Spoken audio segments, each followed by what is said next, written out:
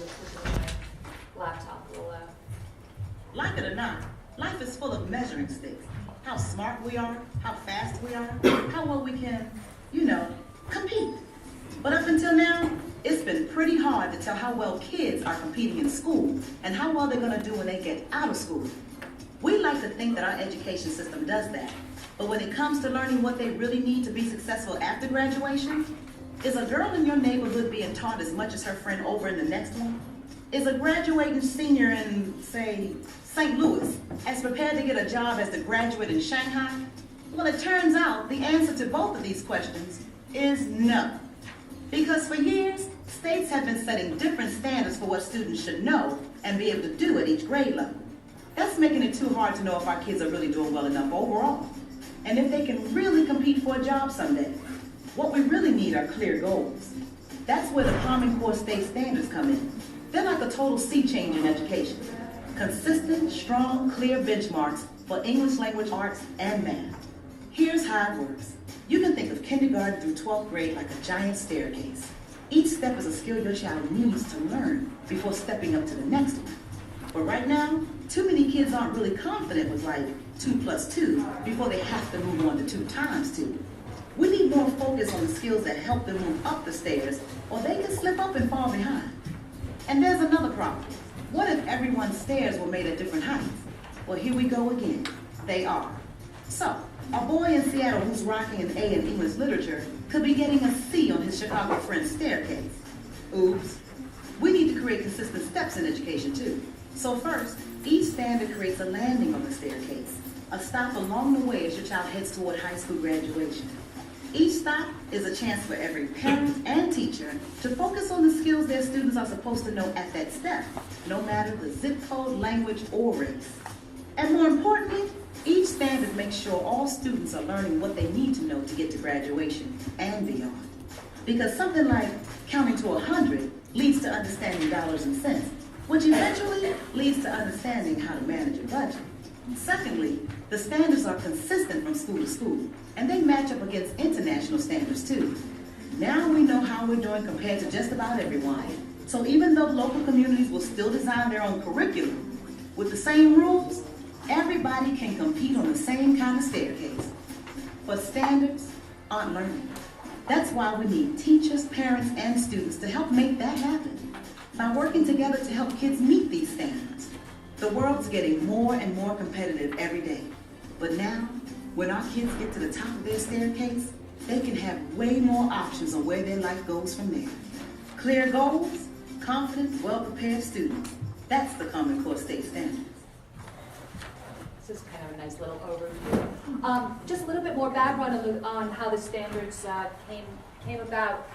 They're actually in response to an outcry from the colleges. Students going into universities not really prepared to do university work. So a lot of this came down from the colleges, and then a group of educators and teachers and academics all got together in terms of putting the core together so that we have a very common as I said, sort of a common way to assess our students, but also when you move from state to state, that you're on a consistent playing field with all of them. There's been lots of controversy about the Common Core. In the state of New Jersey, it is here to stay. It is not going anywhere. So we are very much embedded inside of Common Core. And I think once we start to interact with it and look at it, my hope is and my goal is that it'll be less scary, it'll be a little bit clearer, so that you really kind of start to understand exactly what it is. So we're going to focus on math today. In the other workshops, a lot of questions came up about PARCC. I'll answer some of those. We're going to do a very large PARCC workshop in January. PARCC testing starts March 2nd, so January is a really good time for us after all the holidays are over to kind of come together and actually look at the PARCC assessment. So we'll have another, I may even do it on 2 nights to make sure that we catch as many people as possible, because that's really a huge shift for students and as well as for parents. This is the Common Core website. It's very reachable. Just have to do a Common Core search and it's right here. They just revamped it so it looks a lot more friendly. So I'm just going to do a walkthrough in terms of what our math,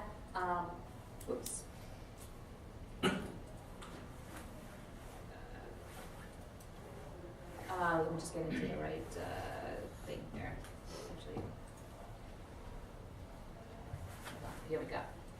You are okay. Okay, so basically the big thing with math, which is, I think, having taught it for a few years, the big thing with math is that we're not running through skills. What Common Core has done is it slowed down how we are acquiring skills.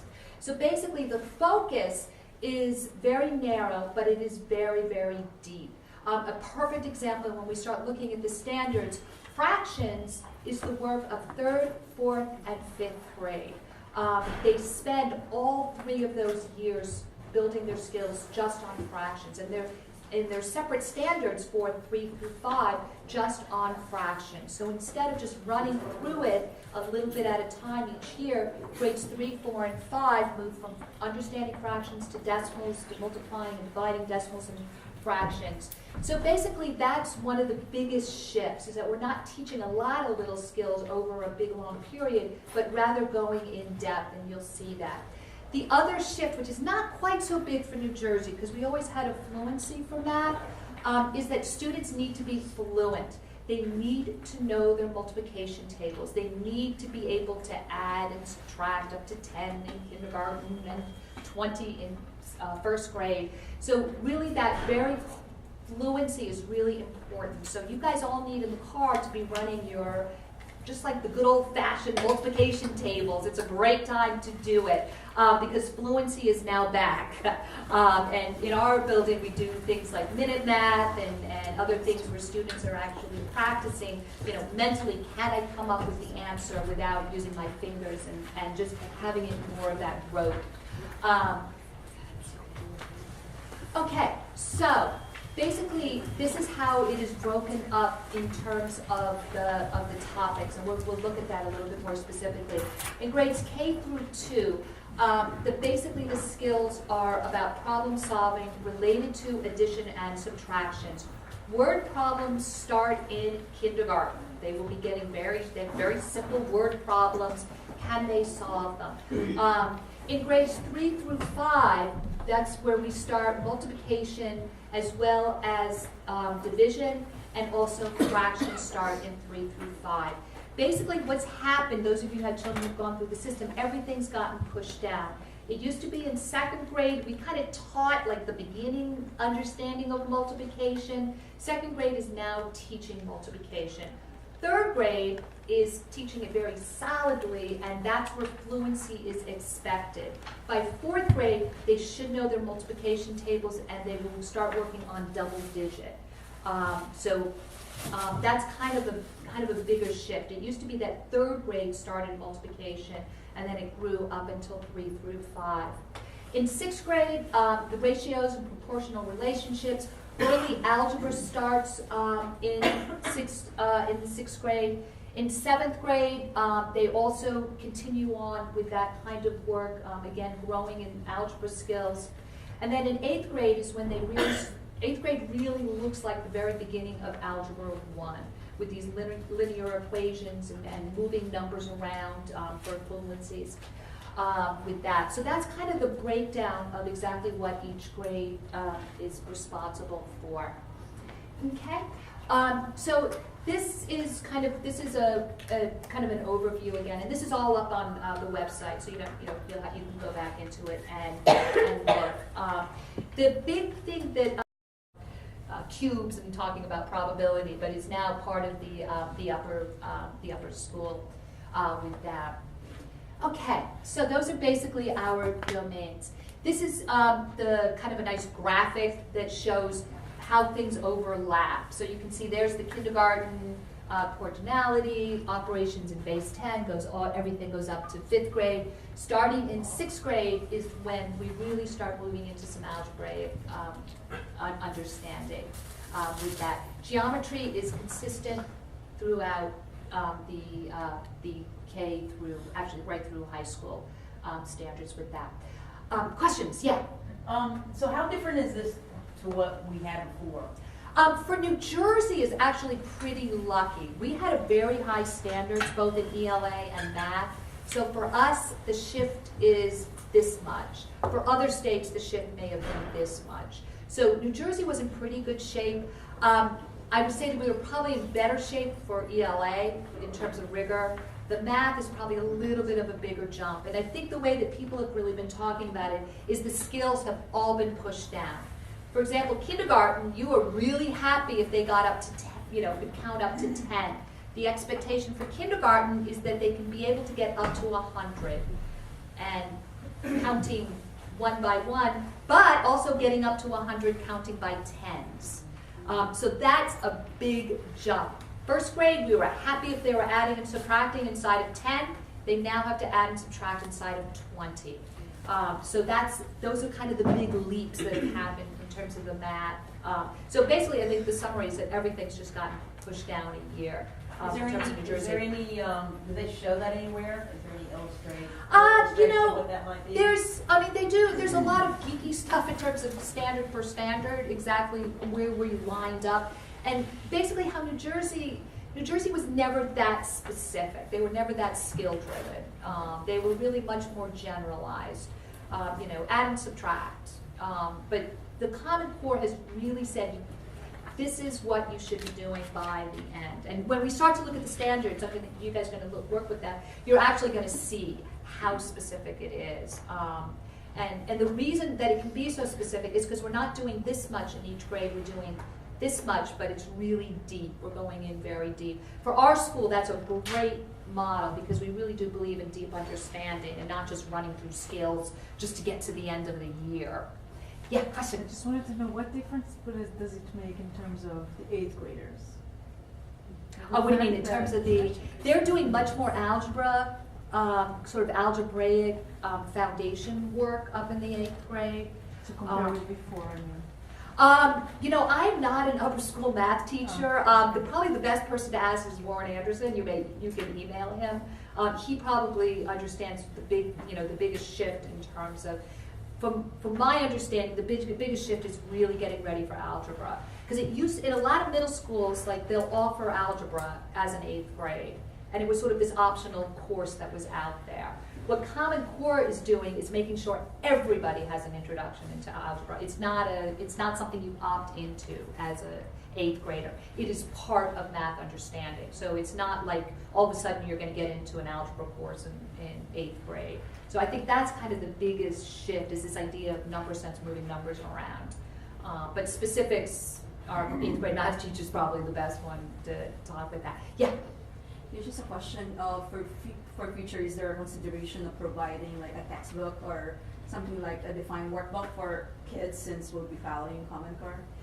Well, basically, our math curriculum is lined up. The school a few years ago purchased a math curriculum called Envisions, which is what is being used in grades 3 through 5th, and then the upper school is using another version of it. Textbooks are written for the Hitherlands, and they're not written for our kids. So we use other resources that are going to be part of that. On Friday, while you guys are all home with your kids, we actually have some presenters coming in, and as part of their presentation and part of their work with us on PARC, they're going to be giving us some access to lesson plans, both in math and language arts, that'll help all of us kind of grasp all of the Common Core. They're basic Common Core lessons to kind of make sure that we're kind of doing our job. So with that, so that's kind of where we are with that. But we've rewritten curriculum over the last couple of years. This was a gradual phase in, so the school's been working on it. It's kind of been, we've talked about it over the last year or so. But we're now, as of last year, testing was fully Common Core. The year before we were partial. Last year was our first run at pure Common Core, and so now that is what we are on now. Education moves very slowly, so you can't say start this next year. You got to phase it in over a few years. Okay. So basically, what I want to do is I asked you guys to kind of group yourselves in grade levels, and people who came in late can kind of find their grade levels. I'm going to actually hand you the standards in a very kind of readable format. And what I want us to do, instead of sort of me talking about all the specifics of it, I'm going to give you some highlighters and some markers. And to go actually into the standards, read them, and circle, underline, make notes about what kind of things stand out to you. What are the skills that are happening from inside of your grade level? What is it that is speaking to you with that? So we're going to spend a few minutes doing that, and I'll come around and help everybody. And then I put you into groups so that the kindergartners will then talk to the first grade parents. The second grade parents will talk to the third grade parents in terms of what they found inside of their standards. Because what we're going to realize is that there's some commonalities and the scaffolding stands out in terms of your interactions with these standards. Because these are, these standards, there's people making a lot of money just helping people understand these standards. It's true. Because, what do we mean by a mathematical model? What do we mean by analyzing a problem? Those are all very heady words. And we just kind of don't know what that looks like in a third grade classroom or in a fourth grade classroom. So there's lots of people attempting to help us get that understanding by providing us with some resources. But the big, a lot of their anxiety is around the testing. But the part of any other test that I've looked at, if we're teaching the Common Core, they're going to be fine on par. The two of them go together. We used to look at the New Jersey ASK test and go, what standard is that? Where did that come from? Those days are going to be gone. Because right now we're going to look at the question, oh, that's anchor 1. That's cluster, numbers and operations. It cannot be any clearer. So the mystery of what the test is going to be like is gone. So that's the good news with that. Any thoughts about what your interactions with the standards are? How about first grade, kindergarten first? Any thoughts about what your students are going to be doing? Reactions to it? I think that I agree. It is extremely clear, and it is comforting in a certain way to be able to look at that and say, these are the benchmarks and what steps my little kindergartner is going to go through this year. They're all counting and humming down there, I guarantee it, because I'm down there a lot. Second and third grade, what was your reactions in terms of any thoughts that you're walking away? I know the third grade group had lots. Reactions to what the standards are telling you. Everyone had addition and subtraction, and I highlighted using mental strategies. So Yep. really, it's like you got to just. Yep, whether we're counting up or counting back, can you hold a number in your head? That's an old first grade thing. But can you hold it in your head and count up? Can you count up, realize that if you're at 7, it's only 3 to 10, and then count up from there. These are all skills we use in the grocery store, right? Kind of, sort of. So, yeah, good, that mental math. Any third grade, any comments on your, you guys have, if you notice, the pages get thicker as they go. You guys have 6 and the, I mean, for third grade, it's not only, it's the math, but it's the reading of the word problems. So it's kind of the 2 steps together and getting both together. So it could be 5 steps to answer the yeah, the reading portion comes in really starting in 2nd grade. So word problems are big, because those are the real, Common Core talks about real life application. They're done through the word problems. And so that kids have to be able to dissect and take apart word problems. 4th and 5th, you guys get to the heady stuff over there. Any reactions to 4th and 5th in terms of what you guys saw? I think it's the terminology. Yeah, thank you. Terminology. Used to that terminology, especially if they were, from the lower grades, because they would have introduced the Common Core back then. So the terminology is much different. Like I seen them last year in 4th grade. So we struggled with math in the 4th grade, but in 5th grade, she seems to be more confident. I don't have to work for her As much, yeah, because we were definitely in. Anything else from the 4th and 5th grade crew? This is the entire syllabus for the fifth grade. Those are the common, no, this is basically the standards. This is how simple they are. These, you're looking at the standards directly. These aren't a summary of them. So we have, when the session began and the new head was talking to us, he was saying something about writing the curriculum or something? We've been rewriting our curriculum. So These are standards. They tell us what to teach. They don't tell us how to teach. So and that was in the video, we talked about, and that's where LCCS, we could sit and process worksheets, but we don't. Kids have manipulatives out there, they're doing, problems. So the how varies from school to school. The what is what's standardized. So this is the what for that. So the how is dependent upon schools. And the how looks different in a lot of, I get into some districts, and it looks different depending on where you are. It definitely looks different. So you have this workshop on Friday. Oh, yeah, what we're doing is, You will be doing the how there? we will be doing, yes, somehow there, yes. Yeah.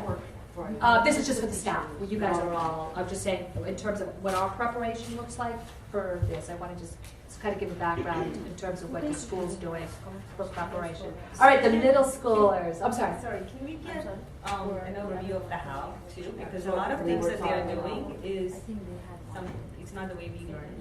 It isn't, it definitely isn't. We were talking with one of the other groups, I think what we need is definitely a math. Right, this is good, because this is why we all come together. Like, what does the how look like? What is partial product? What is, Compensation. Yeah, compensation, thank you. I need to know You what we were It's teaching almost like before, we what's need to new go now. back to class in a kind of a funny way in order for all of us to be together on this. Because I would imagine it's frustrating. It's not like one answer.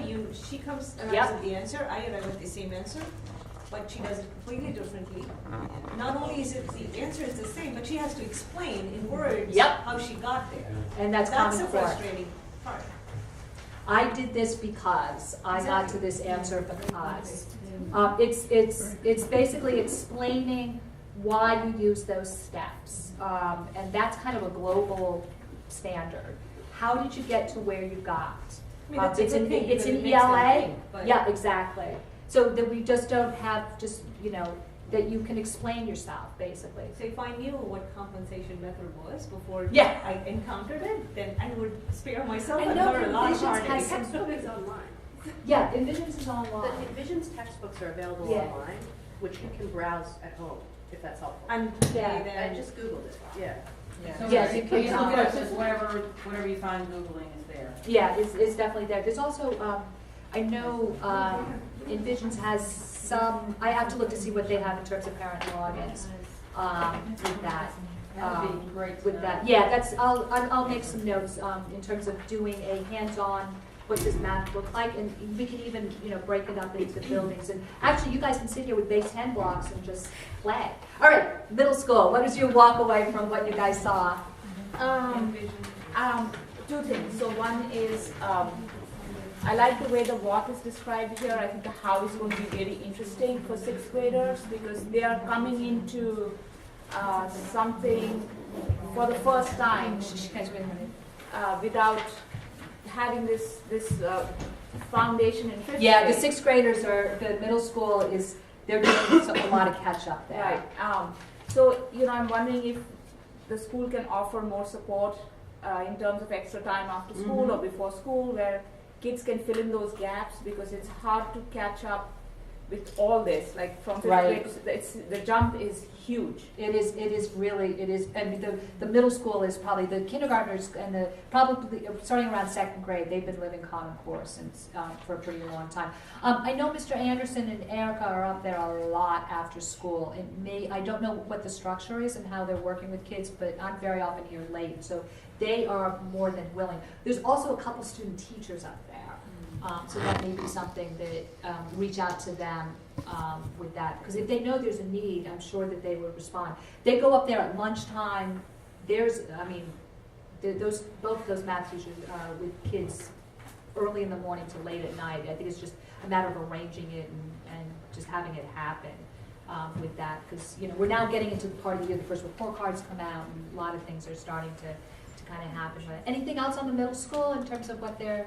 did you guys read through the algebra part of it? Yeah, that's the part, having them do algebra sixth grade, I mean, this is something that's normally like on the eighth grade level? Yeah, But usually it's then eighth having and to ninth. convert- But algebraic thinking starts down in second, and so the hope is that as these kids move up into the middle school, that algebraic thinking it has a much stronger foundation. And that kind of speaks to what Mina Yeah. just said, is that our kids right now don't have that foundation. You So guys are that- like and it's just how the timing of things work through, because your kids were more in actually the third and fourth, and then there was a phase in, so they kind of missed what was happening down below here.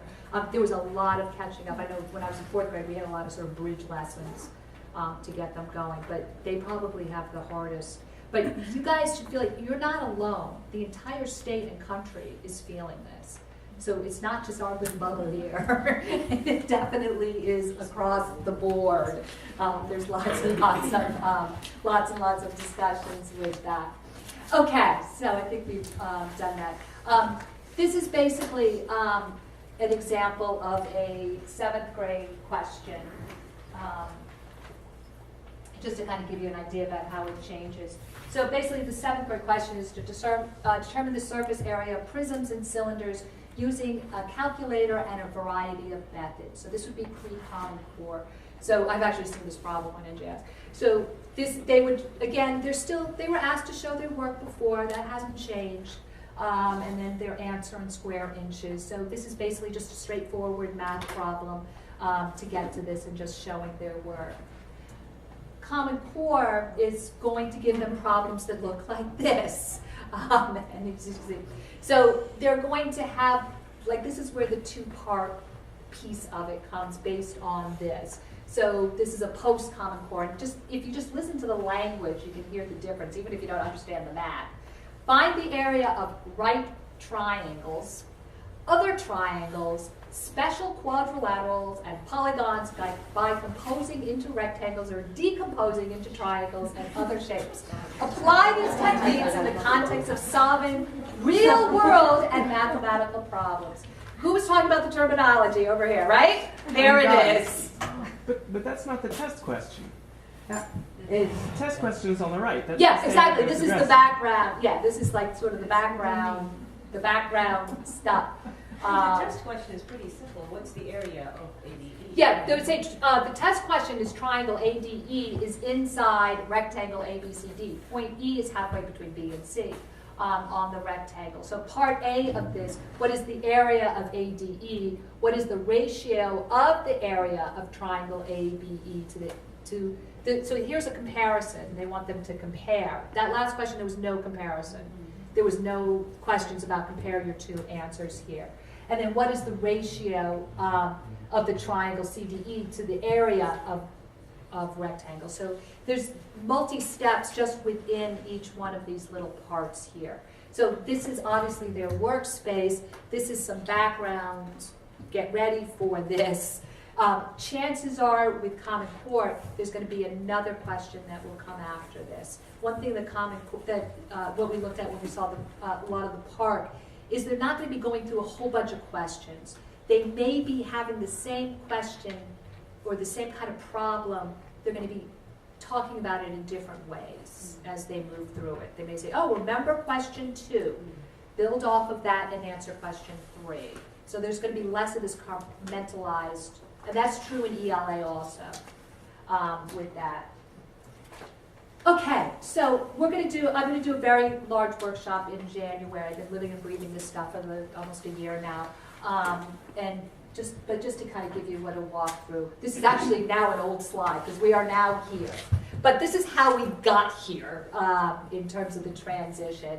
So back in the spring of 2013 and 2014 is when we started up the alignment, except for 6th and 8th grade math, and then this completely, spring of 2014, which is the last testing cycle, is when we were completely lined up.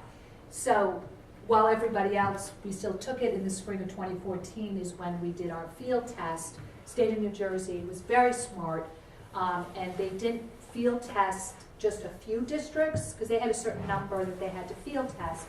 They field tested small numbers in a lot of districts So learning community, we could opt in or opt out. And I remember standing at a board meeting and we had this decision, are we gonna opt into field test? I'm like gung ho, everybody thought I was crazy. It's not, we don't get results, we didn't get anything, but we got to look at the test. You know, we're walking around making notes and watching kids interact with Park and all of that. So we have no idea, it was basically field information for them. So we are now here. In terms of how we're going to assess the Common Core with that. So on the computer and all of that other stuff that goes along with that. How Park is going to work, just to kind of give you a teaser, is we are moving away from this moment in time testing model. In other words, they don't have to take a test on May 7th at 9 o'clock. Everybody, all third graders through fifth graders stop on May 3rd at 9 o'clock. We're given a window in which to administer the test. It is not going to interrupt instruction the way that it has in the past. It is not a time test. There is a timing on it, but believe me, everybody is going to finish and comfortably. It is not going to be a race. Can I get my last paragraph in? Those days are gone. The other thing that is gone is looking at kids just once a year. We're going to be looking at them twice a year with 2 smaller assessments. The one that will be happening in March is going to be more of a writing assessment, what we call problem-based. That's when they're going to be looking at videos, going onto internet sites, and we'll go through more of that. That is the March, and then the end of the year is in May, and that's going to look more like your traditional end of year multiple choice, running test. This is what it's going to look like right now. The optional assessments, New Jersey did not opt into, so some states opted into starting to run and getting some information in this fall. New Jersey did not opt into it. There's probably some financial reasons, or I'm not quite sure why. We will be moving into evaluating the speaking and listening standards as well. That's not yet part of this, but students will actually start talking and doing some listening and being assessed on that as well. So that's this is kind of the picture of where we are with that. So, any questions or anything? Yeah. You said ELA is not timed, like, it's not like. Language arts is not timed, and math. Neither is math. They'll have shorter time periods to complete a certain number of problems, but the time is still very long. You know what I'm saying? It's like. So it doesn't start at 9 and end at 10, for instance, but how do you decide how much? Part will be, they will have what's called sessions. So teachers will be scripted. This session is this long. This session is this long. So Park will still tell us how long we have on it in terms of our timing. But they'll be doing a couple sessions, and that's kind of more those shorter periods of time in terms of the structure of it. It's going to look and feel very different. They will be finished in an hour. Once we get them logged on and going, instead of, okay, we're going to go for an hour, we're going to take a break, and we've got another half hour to go. It's going to be more folded into the part of their day. Yes, the halls will be quiet, kids will understand that they're taking a test, but it's not going to be this jarring, I'm walking into NJS. It's really, and that's the intention of Park. They want that kind of, get it done. If you're not feeling well on May 3rd, we can run it tomorrow. Park doesn't care.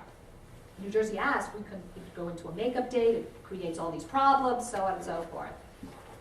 So kids are going to be much more, I think, relaxed once they understand this. What's going to happen. It's going to feel a little bit more natural. Yeah. All these tests now are going to be computer based. Mm-hmm. So the teaching them and the practicing of writing and typing is actually something that I'm not seeing it being implemented currently. They should, most of everything that's being published right now, I know definitely up to fifth grade, they're all Chromebooks, they're publishing. They're publishing on Google Docs. Which, yes, they're getting, but it's not And then- something that is part of their, do this homework. It has to be put in your journal. You gotta type for 30 minutes. It's more like a very lax way of saying, well, they're gonna do this, and it's not being Well, some, pushed about, by the teacher. right, so Which I think you're, it should be. right, But so, it's but, not, because otherwise if it comes from just a parent, well, I don't have homework, I don't have to do typing, I only have this. So if it comes from the teacher, and it's yeah, they something should that be, have to. I mean, I know especially up in the middle school, they'll start an essay during in class, and then they log onto their drive in the afternoon, or, that Oh, for they homework. have to check it. Yeah, and there's, Send email all those back, documents are shared right, back and right, forth, with that. I know I've heard, fifth grade finish up, go onto your drive, finish up your essays or whatever it is that they're working on. So they are typing in class, off of Google Drive. I definitely know that's happening. We also have a typing app that just got started 2 weeks ago that is actually teaching them touch typing. So the kids all have a log on that they can get on. So those are some things that we're doing in terms of preparation for that. But I don't think too many of us, I mean, I knew about the app because I was asking if it's gonna be typing tests and essays. I'm like, okay, you gotta learn how to type. Yeah, the kids have to, because this is exhausting. They have to pull it out practically, so that's where I'm going. So I guess the comment is, if your child does not know how to type, there's an app out there that they can. Yeah, that they all have But they logins. also are not being forced by the teacher. Yeah, They should be, I don't know they if I'm should making be. myself clear. Yeah, no, I mean, you're saying that there's not evidence of it happening. The app is just new, so we're getting. And it's people not that onto it. enough. When now it's paper and pen. At home, when I make my daughter do, I make her do it in laptop or computer. Yeah, they should be I wish they would do that in school as well, so that. Yeah, they should be. They will should be definitely. practice. We've been, trying to work with making sure that publications is happening on the Chromebooks. It definitely, because they have access to it, and they should be, because that's where the skill comes in. I think Yeah, they it's- should be. I just want to say, I think it's dependent on the level of where your teacher is teaching at, because my child gets assigned, you have to type X amount of minutes. So he does have homework that he's being told to type. So it may be, since the app is new, maybe. It was a third grade, third grade still paper and pen, more of paper and Oh, pen. well, I'm just saying that I think it could be dependent on where your teacher is at. Right. On their level of scale of what their assignments are. But I can't say that I know that my child. Yeah, the middle school is completely on Google Docs. There's And he's no. told he has to type X amount of minutes. Yeah, that's the. And the teacher can log on and see if they That's did. what, Yep. yeah, that's what should be done.